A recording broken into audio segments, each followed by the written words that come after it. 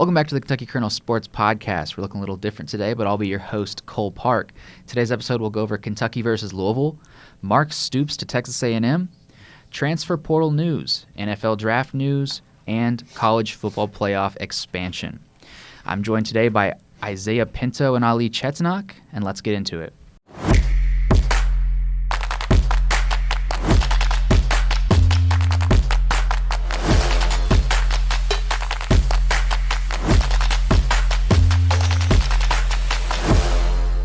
Things are looking a little bit different this week. I'll be your host for the Kentucky Kernel Sports Podcast. I'm the sports editor, Cole Parke, and we got two returning guests. Why don't you guys introduce yourselves? My name is Cetinok, and I'm the assistant sports editor. And my name is Isaiah. I am a sports reporter and sports photographer. Sounds great. Well, we've got a couple things to check off the agenda today, boys. It was the final regular season game of the season for Kentucky. They defeated number 10 Louisville, 38-31 at Louisville to finish 7-5. We had some Stoops fiasco. I'm sure everyone knows what I'm referring to there. And now that it's the offseason, getting ready for bowl season, we got some bowl projections. We got transfer portal, coaching changes, NFL draft. So why don't we go ahead and get started with the chronological order with the game. What did you guys think about the Louisville game? Well, of course it was a great let's just say I went into that game with no faith. I'm just going to put that out there. But, just the way this season has been, and especially the last few games, it was kind of good to not only watch Kentucky win, but it was fun watching them for once in a while. I thought Leary was okay. Shout out J.J. Weaver winning MVP of the game. So it was great to just kind of see them end the season the way they did, especially with what happened after the game. So I thought it was a great end to the season, but it did. Some people are going to say it erased some of the bad stuff that we've seen this year, but I'm not going to say that. I just say for that game, it just helps that, it's a lot better ending the season 7-5 than 6-6. So in terms of that, I think it's good.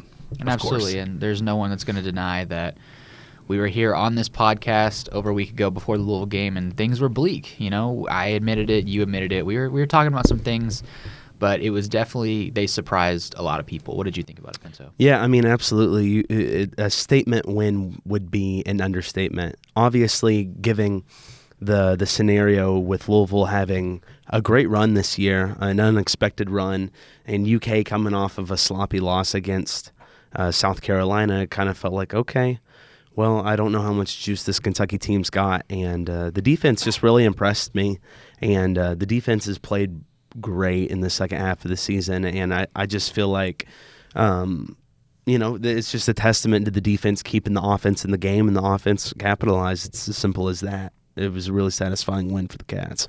Yeah, speaking of the offense, big shout out to Ray Davis. He scored multiple times in the Louisville game, got him to 20 touchdowns on the season if you combine receiving and running. That makes him the all-time single-season touchdown leader at Kentucky. He surpassed Benny Snell Jr., big name there. Former Steeler, Ali. You got to say about Benny Snell. Well, what do I really need to go in about Benny Snell here? Or I love Benny Snell. I thought he was going to do more for the Steelers, obviously, but we can talk about that at a different time. Of course, but that was not where the news ended for Kentucky football on Saturday. See, prior to the game, it was Pete Thamel on College Game Day. A couple sources said that Mark Stoops has been linked to Texas A&M. Some of that started to die down after the game, and then it erupted in the middle of the night. Reports were Stoops was going to Texas A&M. That was first reported, I believe, by Aggie Yell, the 24/7 sports outlet for Texas A&M. What was kind of going through your guys' heads? What was going on when all that news was breaking? Well, I first of all just want to take a step back, and I think it was last week's podcast where you and we can't escape what we said. We went in on Mark Stoops, and we were actually talking privately about, what type of stories are we going to write about Stoops, saying this and that, and we talked privately about this a lot, and I said that I'm okay with Stoops leaving. Let's just say when it really came down to it, I was not happy with the news. I did not want to see Stoops leave, so I'm kind of one of those fickle fans that, we just lost against South Carolina, and I was saying the whole time back, this might be it for Stoops. He's probably reached his cap here at Kentucky, but once the news came out, that, Texas, and I mentioned kind of as a joke, but halfway serious that, it'd be funny if we had Jimbo Fisher come here and replace Stoops here. So for a second, I thought it was a little funny there, but no, when the news first came out, I don't really know how to describe it. I was kind of expecting it, but I was really disappointed at the same time. So it was kind of like a big sigh of relief when the news came out that he wasn't leaving. So that's kind of where I stood on that. I laughed whenever I saw it. I actually laughed, and I didn't believe it. So I was scrolling around, and I saw it on Twitter. And I was like, no way, this isn't real. And then I looked it up, and I laughed, and I thought, wow, that is awfully awkward, especially given the South Carolina situation, and then going around and stunning Louisville. I just thought that was such a weird way to go out, but in a way, I thought it was the perfect way to go out. Kind of. I had tweeted out, if this is a farewell, I said, what a damn good farewell it is if this is how he's going to leave, but I guess just not how the story's going to end with Stoops. Yeah, I guess you could say he left a little bit of love in Kentucky fans' hearts because, let's say, the game unfolded with Louisville as we anticipated, and it was a 2-score loss or a 3-score loss, and then Stoops would have left. I really felt like that would have caused things to go awry amongst Big Blue Nation. But what did you think, Cole? Yeah, I mean, I was on the forefront of a lot of it. I was actually sitting in bed trying to watch some college football, as one does. I believe it was Washington State was on. It was just ending, and the next game was coming on after that. That was after the Ohio State and Michigan game, which was a great game. I was watching that on the way back from Louisville, actually, and honestly, my thoughts were, man, I don't want to deal with this headache right now because I love my job. I'm sure all of us will say we love our job and what we do, but there are times when it's stressful and you just want to sit down and relax and something else happens, and I felt a lot of that with the transfer portal. We'll get more into that here. I have to feel for some of those full-on beat writers for Kentucky football had to start a story, then throw that story away and all this. It was probably the craziest Twitter night in Kentucky history ever. I had a full written story for Stoops leaving that was ready to go, and then it was like I was putting finishing touches on it. I was saying like it's not confirmed, but stories written for Stoops leaving. We put out a report that he probably was leaving. That was what 24/7 Sports reported, and then in the middle of like putting finishing touches on that story, that's when Matt Jones tweeted out that he's staying definitively, and I was like, well, I got to scrap this entire story, and it's actually kind of funny because it paralleled the Louisville game itself a little bit in the sense that, we do our buzzer gamers and at the buzzer stories. So, a little bit of pre-writing goes into that, and I pre-wrote that Kentucky was going to lose that game because I thought they were. And it started getting towards the end. I was like, hold on a second now. Do I got to change this whole story? I think you had texted me after the Barryon had ran back that kick that you had said, I need to change this story maybe. Well, it was at that point I was like, Louisville still could have won, but I was very much so less certain at that point. And I ended up having to change that whole thing out and swap that whole story there. So it's kind of the same way that I had to completely redo the story. And a lot of people don't think about that when they think about what we do. But, there's a lot of times where, obviously people point to the media and the need to be first. I don't always necessarily look at the need to be first as much as the need to be accurate. Yeah, right, of course. You still need to be timely. So in the nature of trying to be timely, you kind of have to get ahead of certain things. You kind of have to start pre-writing things. Most newspapers around the country have pre-written obituaries for just about everyone in this country that's in a position of power. So horrible to think about. Yeah, but I mean that's the kind of stuff you have to do because when stuff like that happens, you need to be on it. So the amount of times you pre-write something and have to go back and completely change it because new information comes out is quite frequently in sports. We kind of seen it again today. With a player with KJ Jefferson in Arkansas. This day and age with Twitter and social media, it's so hard to know what exactly is going on with, especially with coaches training. I think college football coaching hirings and firings need to be studied. They are the craziest thing in the world. Shout out Bobby Petrino. No, that's a whole different story we can go in. That's so funny. Completely sideways here. I think Arkansas has no idea what they're doing with that. But let's get back to Kentucky here. Well, quick little shout. You talked about this was a good way to leave Kentucky if it was his departure. Kentucky won its 5th straight Governor's Cup battle. I believe 5 straight ties the series record for most consecutive by either team. So, Kentucky football certainly had a down year, struggled last year as well. People have been pointing to the program falling a little bit in the SEC, but the fact of the matter remains Louisville's little brother right now. There's no better way to put it. And Kentucky, even in the bad SEC season, 2 back-to-back losing conference schedules, they still own Louisville. So Kentucky fans can take a little bit of solace in that. Which is kind of parallel to basketball, too. Yeah, Louisville's down in basketball, too. Which is really sad for Louisville We can fans. get into that tomorrow. Yeah, we'll get a little bit back into that with basketball, but that's bleak. Very bleak over there. They were struggling against New Mexico State team that Kentucky beat by 40. And I just want to say this to some Louisville fans out there that are going to say, oh, we have the ACC champ next week, blah, blah, blah. I know that hurt. I know it did. There's nothing else that could have possibly hurt more for Louisville. Right. You know, Jack Harlow was at the game. We were just talking about him. They were definitely they were going to have a parade. They were going to have a party there. And Kentucky ruined their and just think, if Louisville goes out there and performs and plays the game that they were expected, they win by 2 or 3 scores. We're looking at, okay, they get the job done against Florida State in the ACC championship. With no Jordan Travis either. Of course, but what I'm saying is, Florida but then you've got, okay, wow, you could really make a legitimate case for Louisville making a college football playoff debut. I mean, which is wild to think about. The chances were very slim. You know, we've got a Louisville fan on our staff. He pointed that out after. I mean, the chances were very slim anyway, but that's a little bit of copium on his part because the chances were slim. There. The chances were there. They were there. Absolutely. Kentucky football ruined Louisville's playoff. Louisville controlled their own destiny if you really think about it. Had they gone in and I mean the loss to Pittsburgh's bad. They would have needed some help because the loss was bad. But had Louisville gone on to beat Florida State and beaten Kentucky, that's a 12-1 conference champion. Even if the ACC's down, that's a legitimate probably getting case in for at the that playoffs. point, especially if there's going to be some other crazier. Conference championship weekends are always crazy, so we don't know what else might happen this week. There's even some talk that the SEC might not even get in, which is crazier to even think about. I don't know if you saw, but Ohio State took their first loss. They don't have they don't have a game coming up anymore. They dropped from, I believe it was like first or second, all the way down to 6th. Yeah, they're out of they're most likely not going to make the playoffs anymore because of that loss. So that's incredible. If there was a year to have the 12-team playoff, it had to be this one.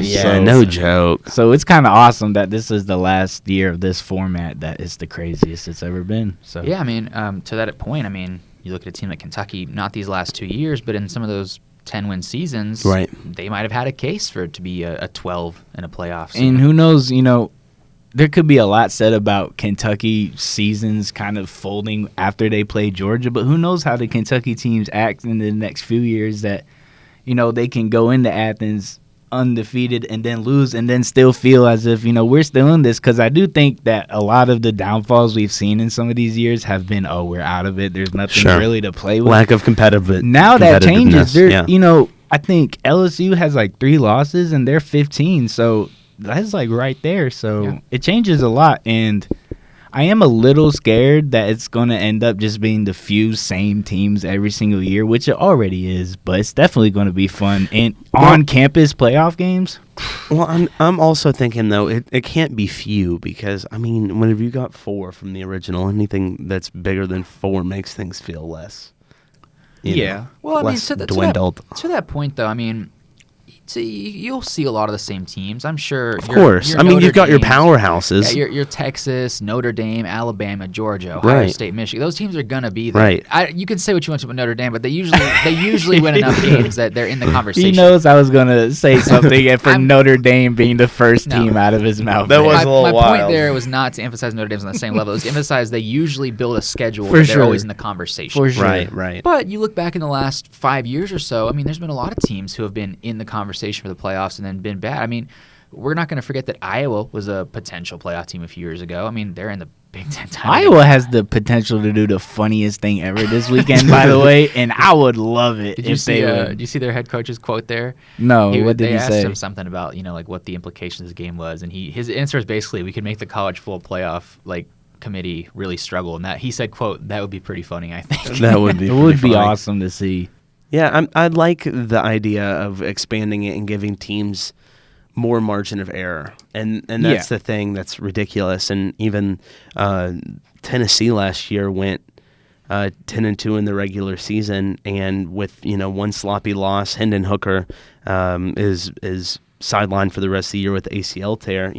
Tennessee still moves on and beats Clemson in the Orange Bowl. So I mean, at least for me watching that season, I felt like, man, it's just like one sloppy game or one ACL tear away from a playoff debut. Yeah, I mean, to that point also, I mean, we were talking about it during the Auburn-Alabama game. Alabama was a bad game there away from having no shot pretty much. Right. I mean, you look at, early in the year, they were still figuring a lot of things out. They took a loss to Texas, who's turned out to be a very good Texas team. You can ignore the loss to Oklahoma. They're likely going to be a one-loss conference champion. Yeah. Right. And it's kind of crazy that, they're figuring things out, and, I understand the way the format is. I am personally someone who believes that in the current format, 2 losses should automatically disqualify you. But if you watch college football, you can't say Alabama's not in the top 12 in the country right now. Oh, yeah, absolutely. So it's kind of ridiculous when you look at, the way you just talked about how a bad loss somewhere in the season can pretty much eliminate your entire. Absolutely. I mean, that's one of the big reasons I'm a proponent for expanding the playoffs is that, I think that the regular season should matter. But I also don't think that one loss should completely derail an entire season. That's what I'm kind agree. of. That's where I'm at with this whole Alabama thing right now. If say Alabama, I just don't know how Alabama can go in ahead of Texas in the playoff. Because then that's just gonna say that the committee's basically saying the regular season does not matter. Well, it's kind of just saying that Alabama's loss to Texas, ironically, is a better loss than Texas's loss to Oklahoma, which ended up not making the Big 12 title game. Yeah, well, but it's going to be fun. This is why they did this. I think head-to-head should matter, though, to that point. Yes. So, and that's also, another thing to watch out for. Oregon, Washington, that's a big one. Yeah. Oregon could be a one-loss team that avenged its own loss, or Washington would be, without a doubt, in if they beat Oregon twice. Yeah, I'd say so. Well, I think what's going to be interesting. I don't know how Oregon is saying. I don't know how Texas is not in the top 4 right now. That's just for me. I don't know how Oregon is, or Oregon might get ahead of Texas I either. believe the committee is projecting that right now Oregon's going to beat Washington. So they're saying that it would be a one-loss Pac-12 champion that avenged its one loss, which would be. You can say what you want to about the committee. The committee usually views a team avenging its loss as a no-loss team because you got another chance to avenge that. They nullify it. Yeah. Yep. So that's interesting to look out for. But going back to Kentucky football, no playoff talk for that. No playoff talk for that. But some bowl talk. So what are you guys seeing? What are the projections right now for Kentucky football? Duke Mayo bowl. I don't know. I really do. I think I don't know the actual bowls, but I've seen them potentially playing like Duke, Virginia Tech, and I don't know. We talked about it last week about do they even accept the bowl? They kind of have. They are going to now, but it's going to be a lackluster bowl that fans aren't really going to be excited about. Especially if it's in Texas. Yeah. Well, see, the thing that I want to watch out for, though, and kind of like you said, I mean, they kind of have to accept the bowl at this point, but I feel like a bowl game appearance for Kentucky this year has a lot more chances to do harm than it has chances to do for good. Sure.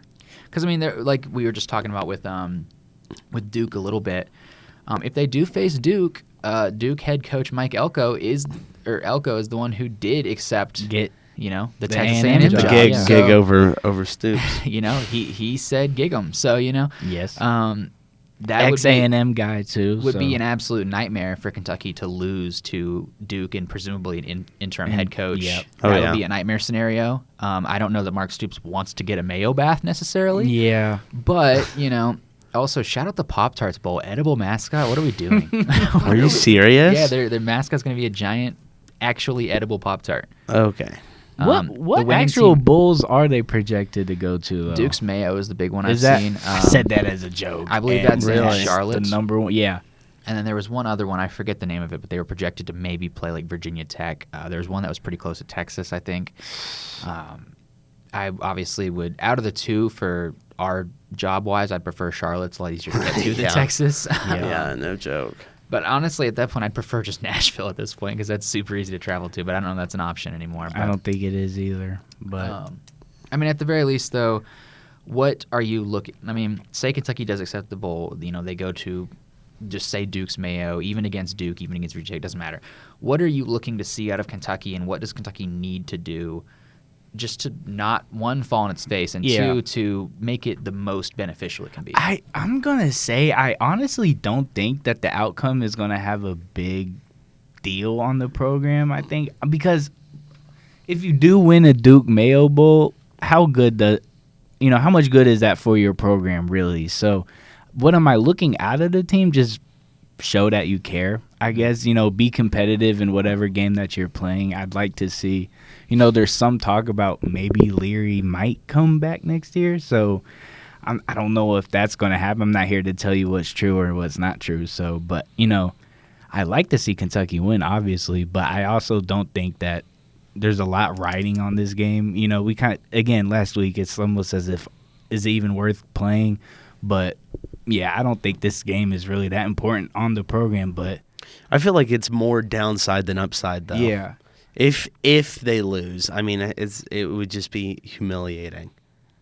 It's been a bad season already. I don't think. Well, winning I'm just saying in lieu with the whole situation with Stoops and obviously we've had an onslaught of players that we've been reporting on that have been entering into the transfer portal. So it's just kind of an awkward time, I'd say, for Kentucky football right now. I do think that Stoops did get a lot of goodwill back after the Louisville win.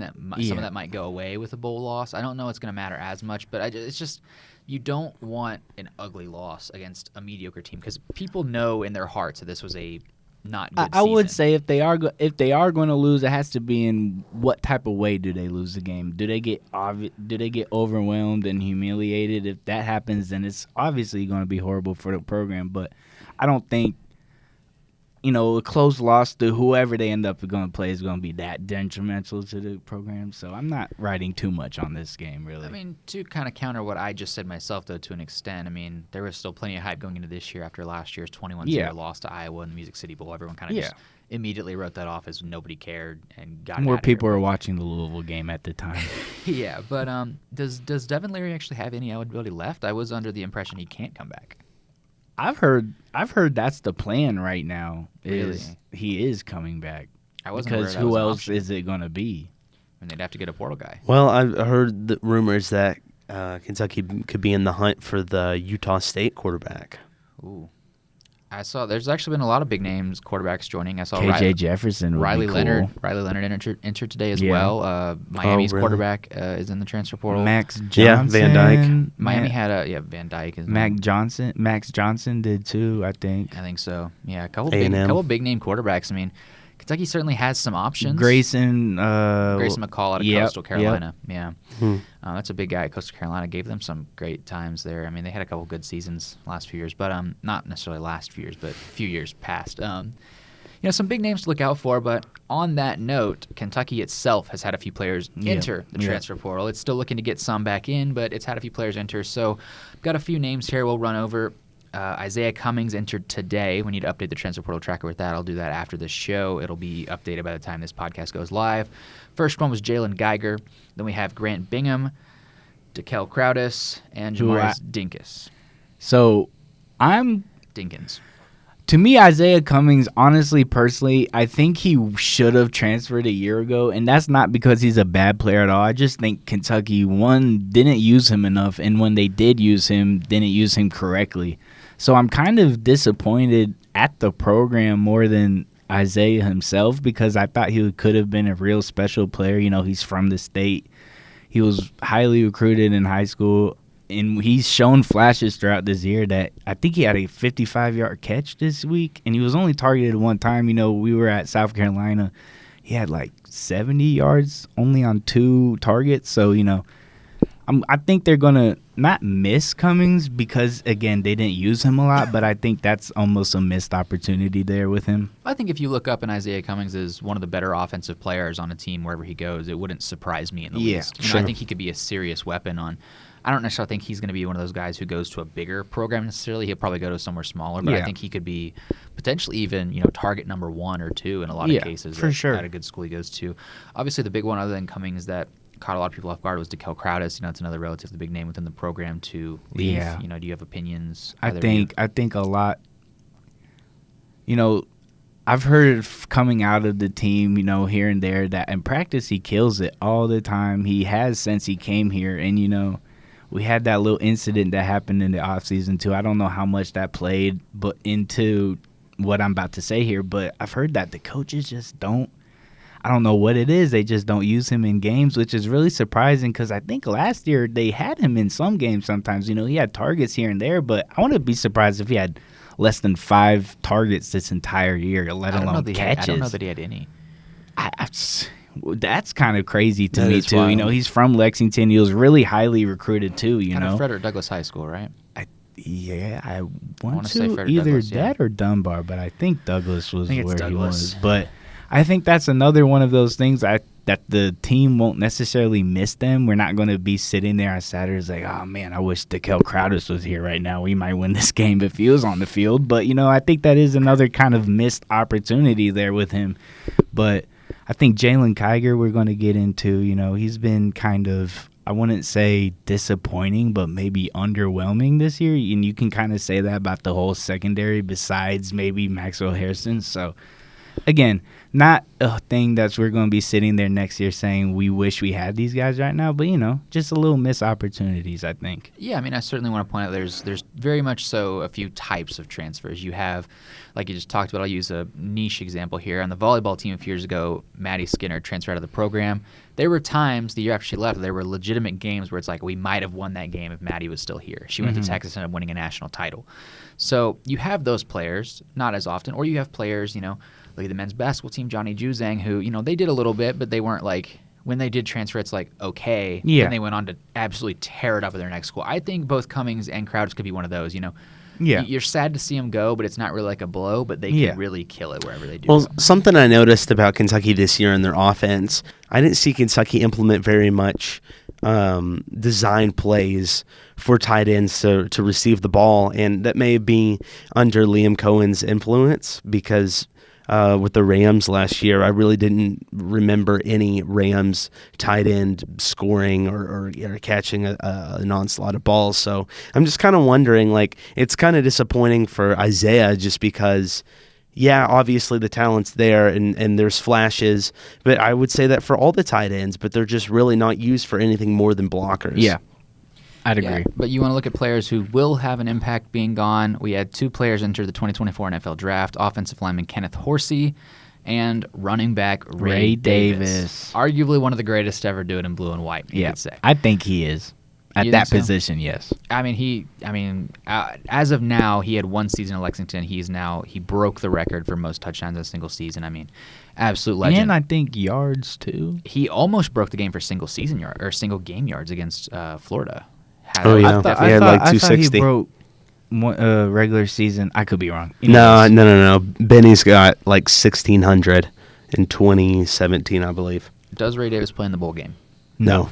No, I don't think shot. he does either. No. And I don't think Horsey does either. I mean, he's one who's battled injuries his whole career. I don't see why it would be beneficial. They would have waited until at least after. If they were going to play, they would have waited to let the news out after the bowl game. I don't think either of them do. Obviously, you know, wishing a farewell to Horsey. He's one who's battled a lot of injuries. You know, he had open heart surgery in 2018, so he won Comeback Player of the Year for that. I mean, really impressive stuff. You know, hope to see him do well after that. He's a guy that you want to root for. Been here a long time, really good too. person off the field. Yeah. And a little bit of news out of the program today. Kentucky officially made its first coaching change. It fired wide receivers coach Scott Woodward. You know, the wide receiving group is one that kind of floundered this year a little bit, struggled.